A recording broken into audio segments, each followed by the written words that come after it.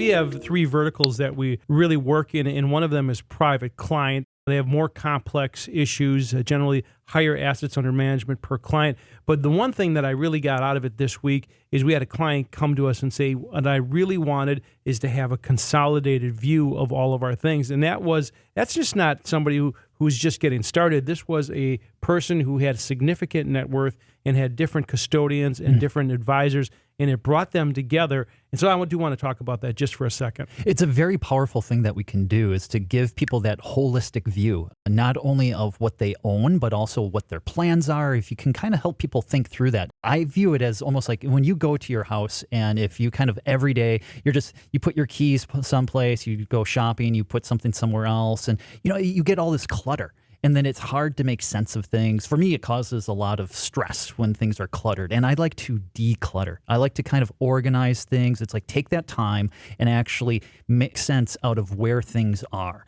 And that's one of the things that I think that we can really do with a lot of clients is they might have, let's say it's a retirement account through their employer. They might have a brokerage account. They might have some savings accounts. They might have more than one brokerage account. Can we bring that together to help you get that bigger picture? And are you aligned then with your long-term goals? So that's one of the things that I think that we can really do to help relieve people's stress. And that is something that is not only in private client, but also for comprehensive wealth management as well.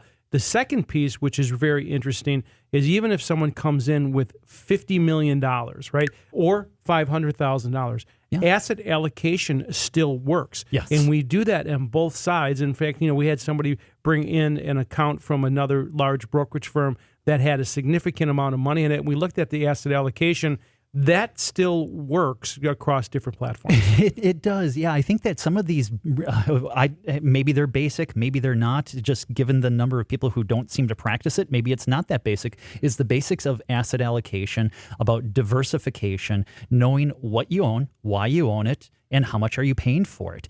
As you get a bigger portfolio, oftentimes there's this urge that some people have is, well, I have to do something different. I have to add something. Well, maybe not. Maybe you can just expand the slice of that pie. If it's in equities or if it's in fixed income, just be thoughtful about it. Don't feel the urge to do something just because you feel like based on the dollar amount that you have to add complexity. And that's the reason why I wanted to bring it up, because there is certain plausible surprises that we could see coming down the road. Obviously, the election is one of them, but just talk about, for example, what does the Fed do or they don't do? Let's talk about, for example, where gold can go. I mean, that's been a surprise to everybody. And copper.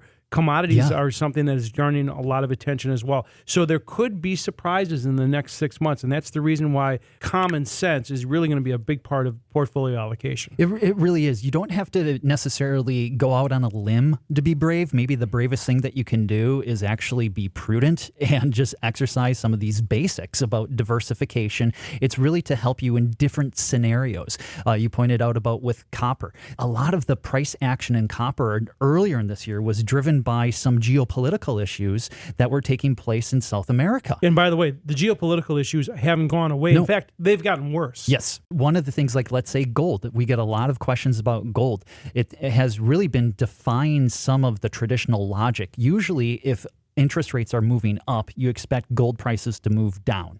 It's just one of the things you've seen in the data. But it hasn't been doing that, mainly because China, over the last year, was buying a lot of gold, trying to diversify some of their holdings of U.S. Treasury securities into gold instead.